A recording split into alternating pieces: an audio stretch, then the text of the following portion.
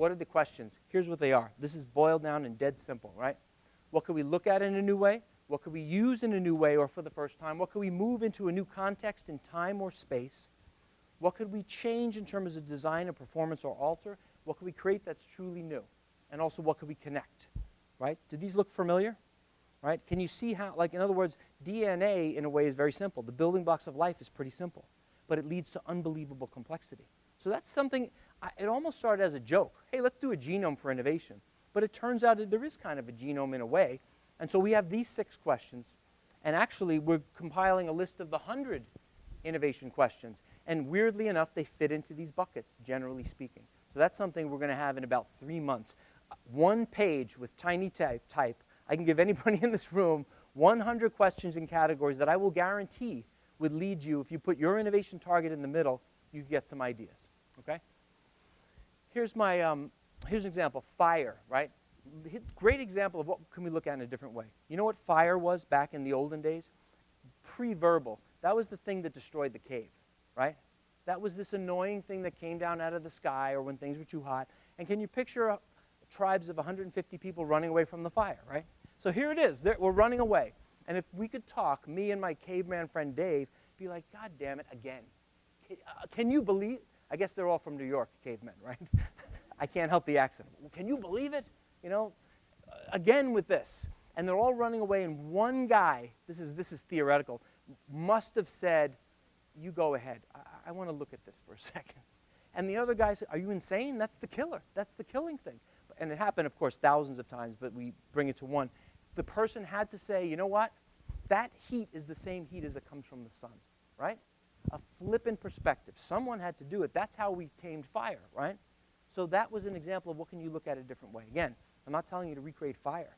But in our research, if you simply formally ask the question, what can we look at in a new way? And you can ask it recursively. I've used it as the project goes along. Just ask it every week or so. Weirdly enough, you get new ideas because the situation has changed. Does this make sense? So what can you look at? That's the gateway to a lot of the other ones. Computers used to look like this. Steve Jobs didn't see it that way. He saw it this way. If Jobs had not seen computers differently, he could not have done what he had done. That's why it's the gateway, right? Me in high school, very sad time for me. I was lonely. No, spoken language. This is about what can we move to another context. Think about this. Language used to be this, what I'm doing right now. That was it. And everybody was so excited that we could speak, right? And yet, then you move it to this context. Now it can survive time and space. After someone's dead, their words live on. I can issue an edict from Rome, send it out, you better pay attention. You know, because I see the paper there. You can't say you didn't get it, right?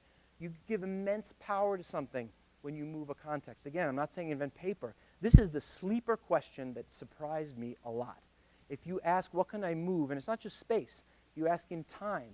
What could make it shorter, longer, different time, different frequency? That is an incredibly powerful innovation question. Move also is music used to be here. Now it's here, right? I love this one. This is about connect.